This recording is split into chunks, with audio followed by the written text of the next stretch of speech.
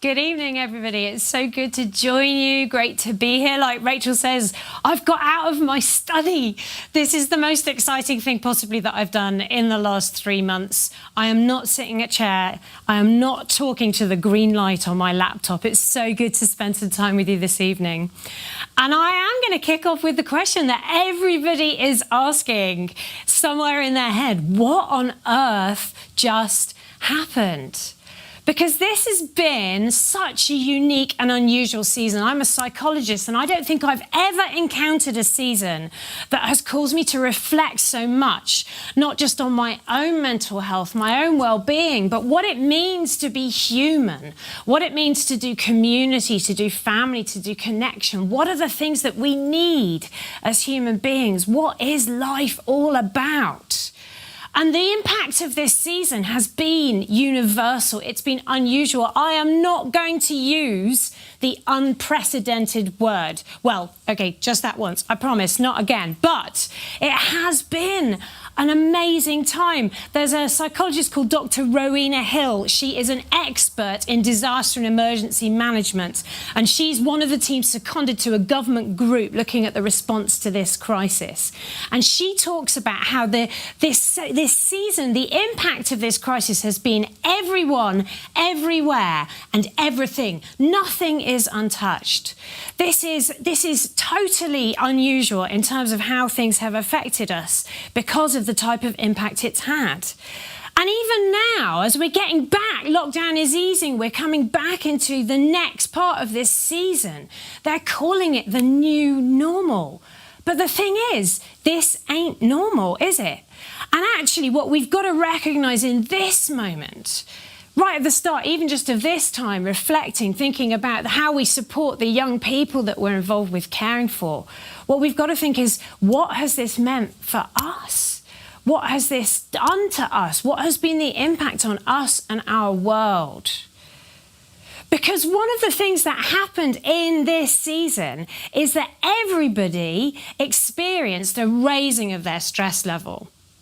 Now, that doesn't mean that I'm saying it was necessarily distressing. It may have been. We'll talk about that in a minute. But stress physiologically isn't just about things that are distressing. Stress is anything that requires you to adapt and react. It's about demand. It's about what is your brain having to deal with? What is your body having to respond to? And in lockdown, something happened in a moment that transformed every single aspect of our world. We lost all of our usual rhythm and routine. And so whether or not you encountered that as emotionally distressing or triggering, it was stressful. Think of life as a bit like climbing a rock face. On your average normal week, you know that climb. You can do it almost without thinking. You reach for the handholds. You don't have to spend a lot of mental effort working out how you're going to do it. But lockdown is like suddenly you're trying to climb a wall and all the handholds have gone. Or they're in different places. Everything's moved. Maybe you have to hammer in some nails. There are boulders, new obstacles, new challenges. Even going down the shops becomes a minefield of things that you have to think about. And a total loss of control, which is unique. Suddenly we're being told what we're allowed to do, even as adults. We're not allowed to make decisions about things. And what that did is raised everybody's stress level because your brain uses those handholds, that normal routine, to keep life simple. You don't have to think about it too much, but suddenly you're having to do a lot more work. And at the same time, there is distress. This has been emotionally tough for so many people. And there are 3 probably key emotions that we've all experienced to some extent.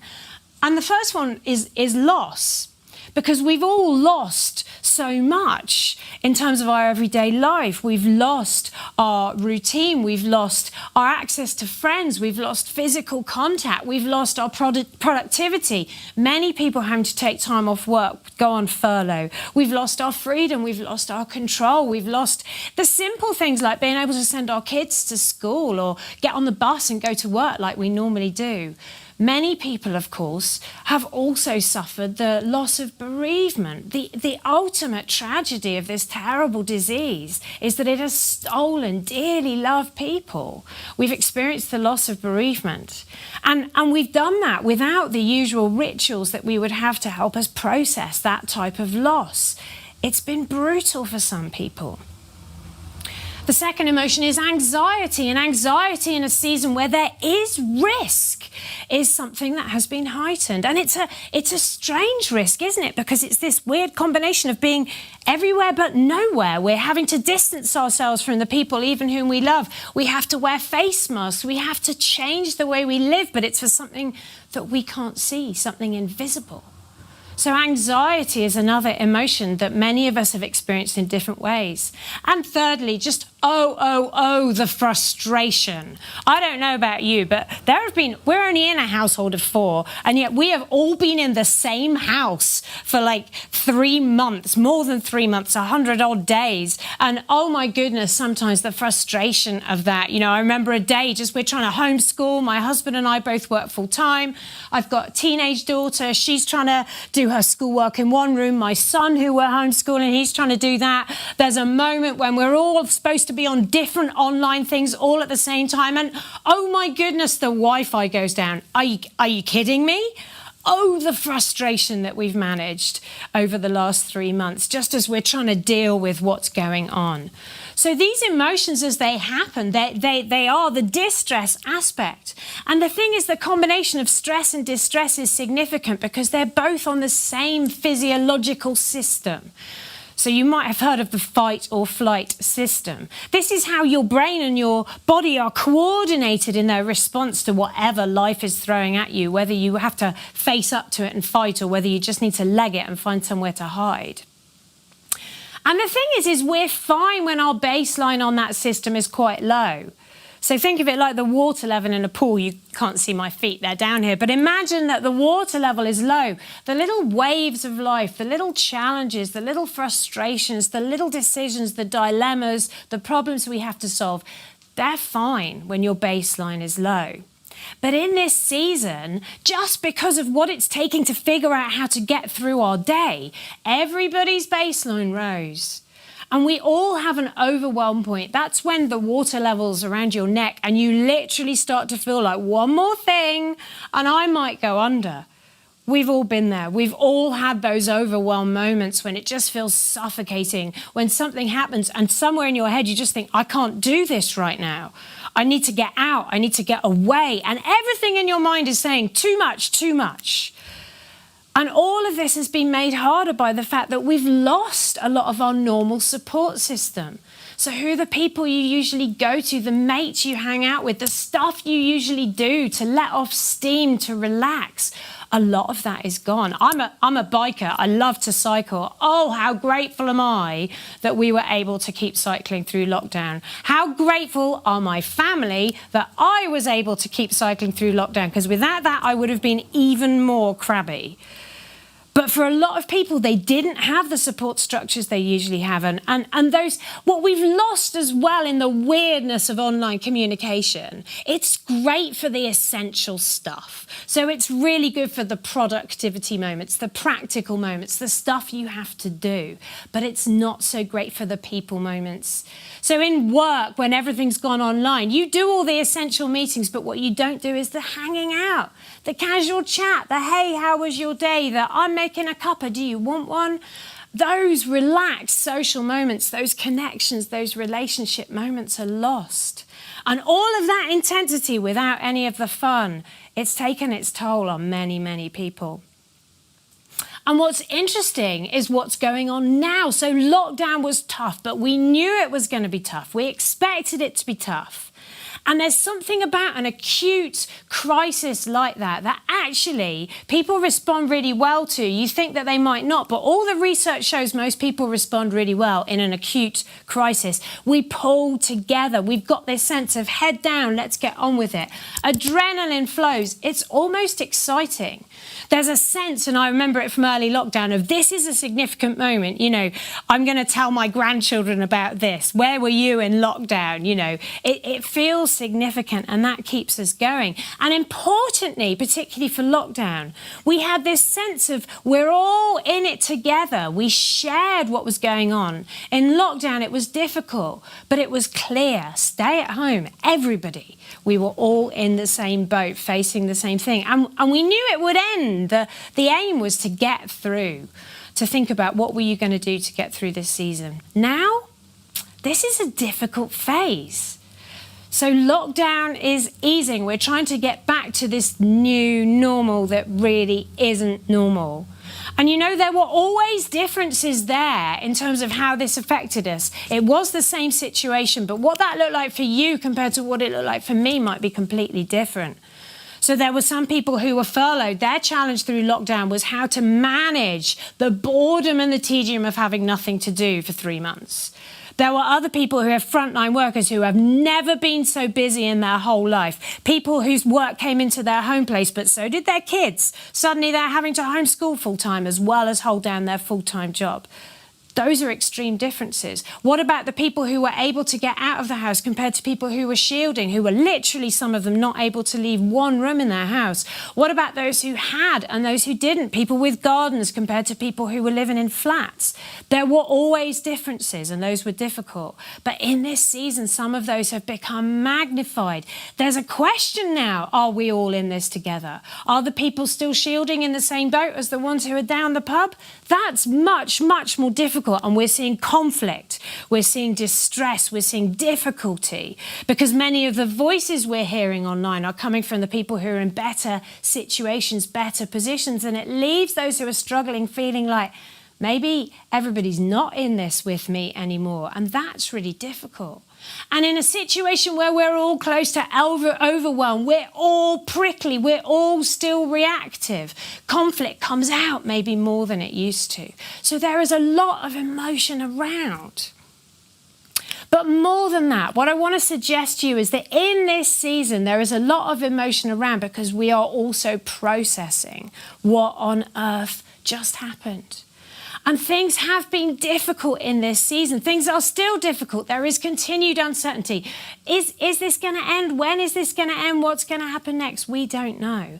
Many of us are exhausted now because we've been doing this for 3 months. Acute stressful situations are okay, but when they turn into actually this could be life for a bit, that's a different challenge. And what we've got to do now, even at a brain level, is process the meaning, the significance of this. What does this mean for the rest of life? What is this new normal? What is life going to look like? And many of us are finding that there are emotions that maybe we didn't deal with in lockdown because we were head down getting on with it in the zone. Now they're bubbling to the surface. It's like your brain is saying, actually, you need to figure this out. What does this mean? This season has shaken some core understandings about the way the world works that we've built our life on, our security on. And for teens and young people too. And the interesting thing for teens and young people is in many of these things they have advantages over us because their brains are still adapting. The teenage brain is amazingly agile and flexible. So many of these key areas are still up for grabs when you're a teenager. They're more open to change. They're more adaptable. They're more flexible. They have amazing creativity. They're very up often for new ways of doing things, much more so than some of us as adults.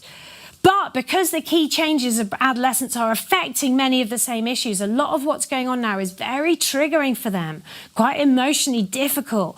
And they're trying to process and figure out what some of these things mean in a world where they're constantly shifting. And of course, this is their future. These are their moments, their significant life moments. So for us as adults, we've got to get the balance right between jollying them on through and holding an empathy and saying to them, you know what, you're right, this sucks. So let me tell you about 3 things that I think that we're all dealing with, but young people in particular are dealing with. 3 core things that we need to think about and process and ponder. What does this mean? Number one, what does this mean about life and the world? You know, some of the core issues, things that we have previously just built our life on and assumed would never change, have been challenged in this season. Predictability, security, control, jobs, the normal rhythms of life. Is there anything you can depend upon? Who would ever have thought, parents amongst us, that you would actually live through a season where you couldn't send your kids to school for an entire term? That's a question that raises questions in your brain about what you can depend upon. For teenagers, for young people, they were already wrestling with questions about the future, issues around the environment and climate change and so many questions that they were dealing with. But now the question about what the future looks like has become even bigger. You know, in a world where your GCSEs can literally be scrapped overnight, what does that mean for everything else that you depend upon? Is anything predictable anymore?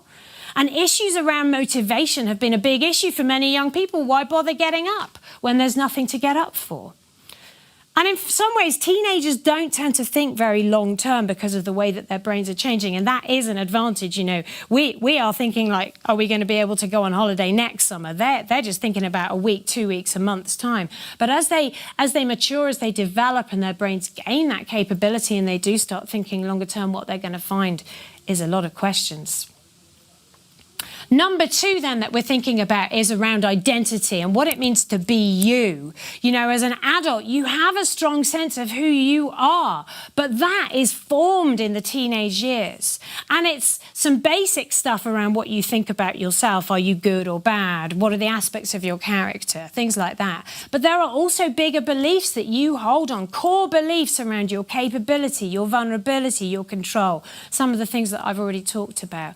And in this, there have been some big wins for some of our teenagers. Some of them have discovered what we always knew, that they are capable, they are articulate, they are creative, resourceful, amazing young people. They have access to the tech they need. They were in good positions and they have been able to thrive, to flourish. Some of them have loved it. They've home learned, they've taken control of their lives.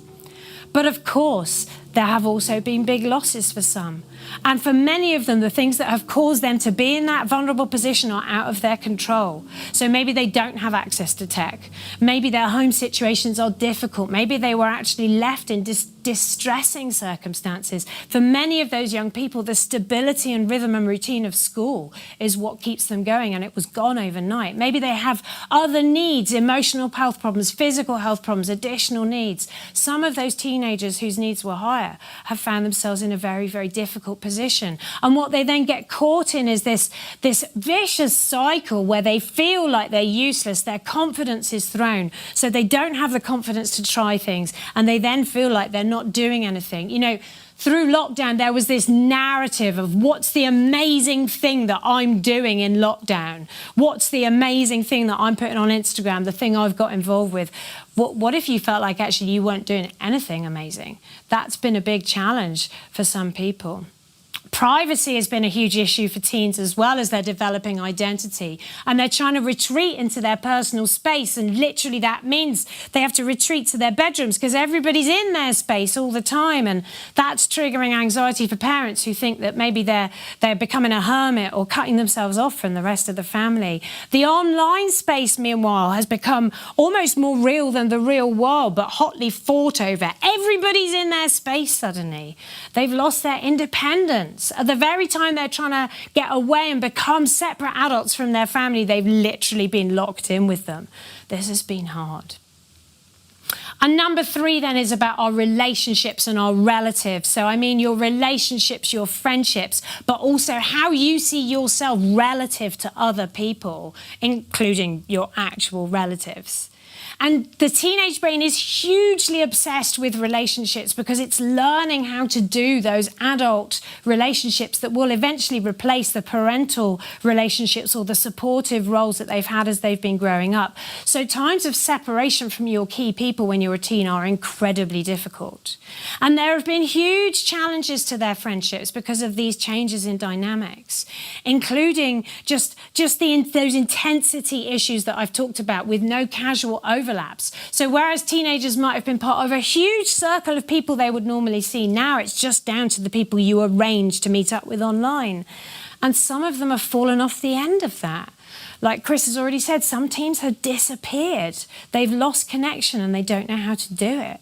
And this has triggered lots of anxiety, lots of isolation, lots of difficulty. We all assume that teens were super comfortable online, but actually some of them have struggled. What about the kids who are not so verbal?